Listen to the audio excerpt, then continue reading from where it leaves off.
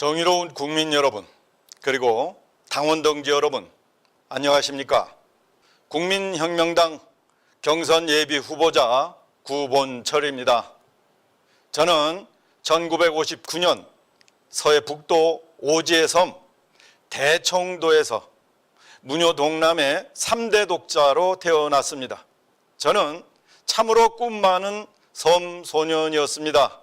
전기도 없던 시절 어느 여름에 6학년 말 정도 됐는가 부푼 꿈을 안고 육지로 저 홀로 떠났습니다. 어느 정도 시간이 경과한 1980년 대학 4년 때 사법고시보다 더 어렵다는 기술고시에 합격했습니다. 이후 6년간 지금의 KT인 한국통신의 지원으로 미국에서 공학 석사와 공학 박사를 받게 되었습니다. 제 연구 주제는 여러분이나 저나 모두의 필수품인 바로 이 핸드폰 기술이었습니다. 이후 저의 사회생활은 혁신가의 길이었습니다. 그중에서 오늘은 세 가지만 말씀드리겠습니다. 첫째, 제가 대한민국 최초로 국가의 핸드폰 통신 기술을 결정했습니다. 둘째, 제가 대한민국 최초로 사이버 증권사 1호를 창업했습니다. 그 증권사는 지금의 미래에셋 증권입니다. 셋째, 제가 대한민국 최초로 유비쿼터스 도시 설계를 했습니다. 저 구본철은 두 번째라고 하면 서러울 정도로 대한민국 최고의 IT 전문가입니다. 2007년 회사에 은덕을 모두 갚고 이제 정치에 입문하게 되었습니다. 2008년 지금 국민의힘 전신인 한나라당에서 인천 부평을의 국회의원으로 공천되고 당선되었습니다. 정치를 그만둔 후부터는 창업도 했고 또 지금까지 재야 정치인으로 활동하고 있습니다. 2018년이 되자 두 차례의 선거 대참패를 계기로 원외 당협위원장들과 함께 재건 비상행동이라는 모임을 결성해 당내 혁신운동을 전개하기 시작했습니다. 최초로 삭발까지 하면서 투쟁한 결과 홍준표 당시 대표의 사퇴를 이끌어내는 데까지 성공했습니다. 동시에 16명의 현역 정치인들을 퇴출 명단으로 발표하면서 정풍운동을 일으켰습니다. 이후 2020년 7월 동지들과 그리고 원전 전문가들과 함께 이제 원자력 살리기 국민 행동을 결성했습니다. 이와 동시에 이 단체에서 신분의 불이익을 감수하고 감사원에 두툼한 자료를 제출했습니다. 그 후에 감사원 앞에서 저를 포함해서 멤버들이 2주 정도 시위를 하면서 감사원을 압박했습니다. 최재형 감사원이 두려움에 떨었고 결국 월성 1호기 폐쇄는 불법이라는 결론을 내리게 되었습니다. 만일 최재형 감사원이 다른 결론을 내렸다면 현재 추궁할 수 있는 최소 액수인 1조 6천억 원의 손해배상을 고스란히 대신 책임져야 했을 겁니다. 반면에 감사원이 고발하지 않은 백운규 전 장관 등을 우리가 고발해서 지금 처벌 중입니다. 문재인이 퇴임 후에 가장 큰 걱정거리는 다른 것도 아니라 오로지 탈원전 배상입니다. 그것을 우리 손으로 문재인의 목에 줄을 맨 것입니다. 그런 다음 지금은 1인 정치 버스킹을 70회째 하고 있습니다. 광장 사거리에서 탈원전과 문재인의 잘못을 외치고 있습니다. 여러분, 문재인 시대의 가장 큰 투쟁으로 두 개를 꼽으라면 저는 반탈원전과 부정선거 투쟁이라고 말씀드립니다. 저는 초기부터 부정선거 투쟁에 합류했고 국민혁명당 변호사들이 주관하는 클린 선거 시민행동 설립과 활동에도 처음부터 지원하고 있습니다. 누군가 이승만과 박정희 대통령의 본질이 무엇인가 묻는다면 저는 주저없이 그들은 혁명가라 하겠습니다. 저 또한 정치 혁명가입니다. 후보자 모두에게 4가지 공통 과제가 주어졌습니다. 첫 번째 주제는 전교조와 민노총을 불법을 제거할 수 있는 구체적인 방안이 무엇인가였습니다. 북한에는 노동적이대라고 하는 수백만의 민간 군사 조직이 있습니다. 남한에도 유사한 조직이 있습니다. 사상적이대인 전교조, 행동적이대인 민노총이 그들입니다. 제가 대통령이 되면 저들의 뿌리를 뽑아버리겠습니다. 첫째, 현재 산별 노조 체제를 해체하고 기업별 노조로 전환하겠습니다. 민노총은 산별 노조 체제의 최고 조직입니다. 그 아래 전교조가 있습니다. 이렇게 되면 민노총은 해체되게 됩니다. 둘째, 기업에게 무노조의 선택권을 주겠습니다. 미국의 일부 주에서 일할 권리라고 하는 규정으로 시행 중인 내용입니다. 셋째, 공무원이 노조에 가입하면 공무원 연금 가입 자격을 중단시키겠습니다. 전교조는 공립학교 교사들의 단체입니다.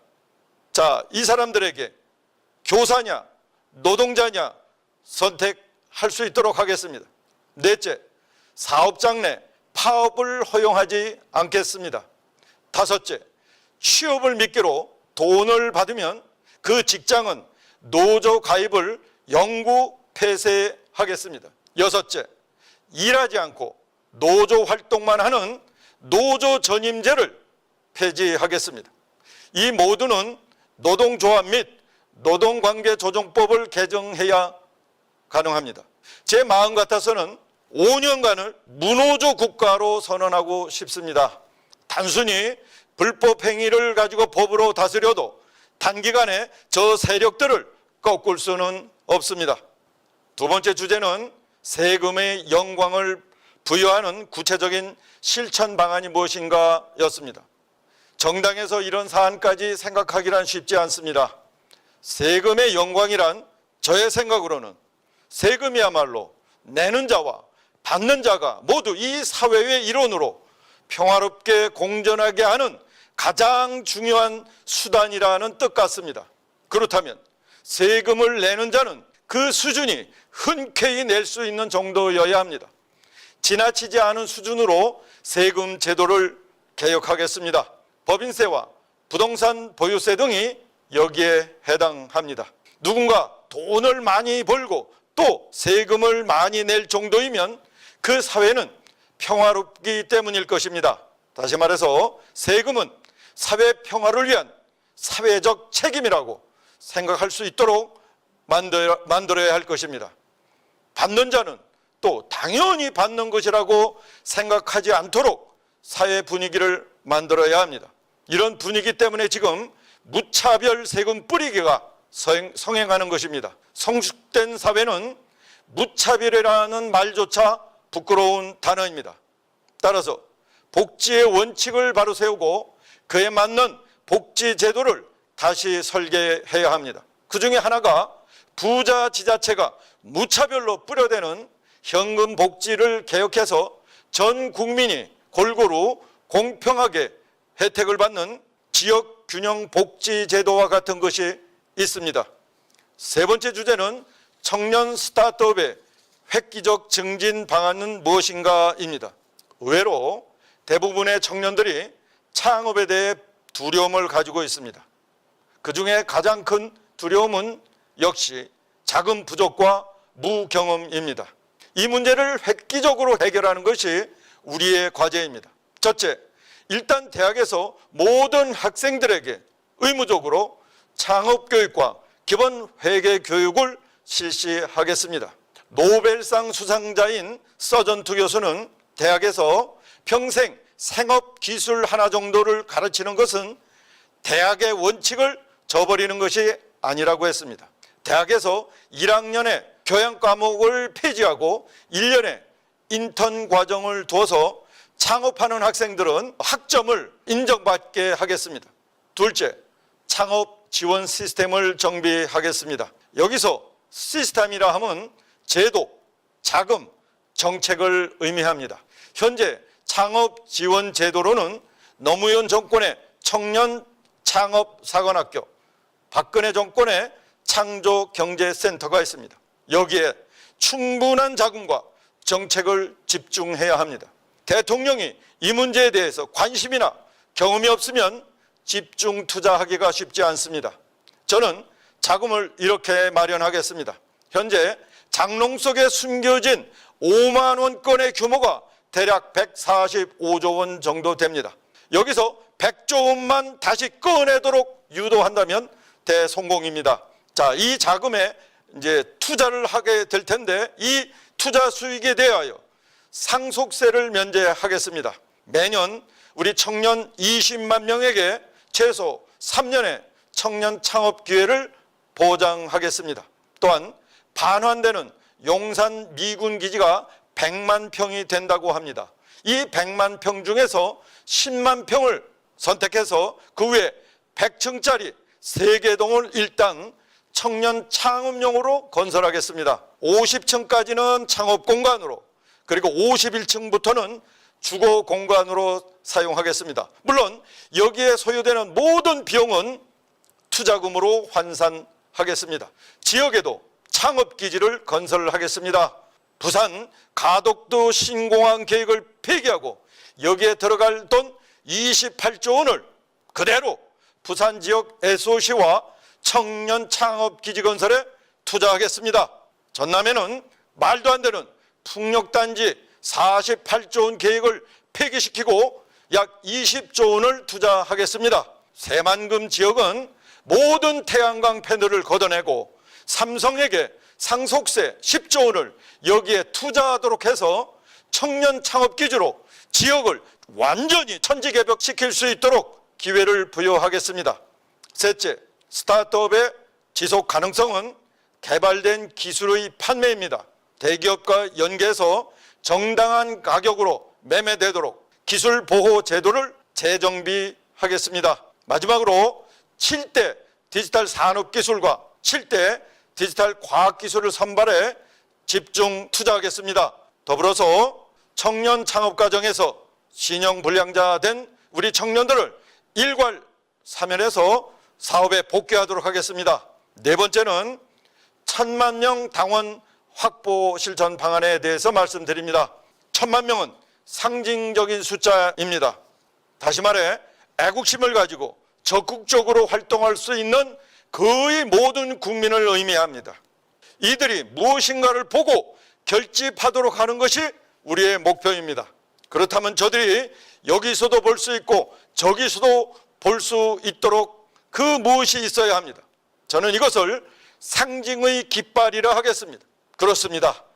국민혁명당이 제일 높이 내건 깃발을 보고 결집할 수 있도록 해야 합니다.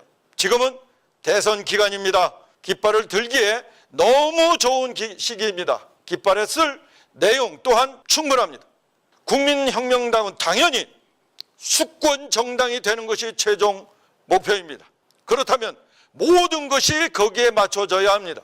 수권 정당으로서 국민에게 당당한 대권 후보를 내세우는 것이 가장 먼저입니다. 그런 다음 정권 교체 구호와 함께 정당 교체 그리고 후보 교체를 강하게 외쳐야 합니다.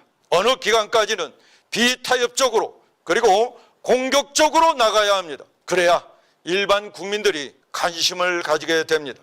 현실적으로 당원들을 결집하는 방법은 강력한 대선운동뿐입니다. 당원들이 열정적으로 결집하면 그들에게 당원 모집의 책임을 부여하는 것은 어렵지 않습니다.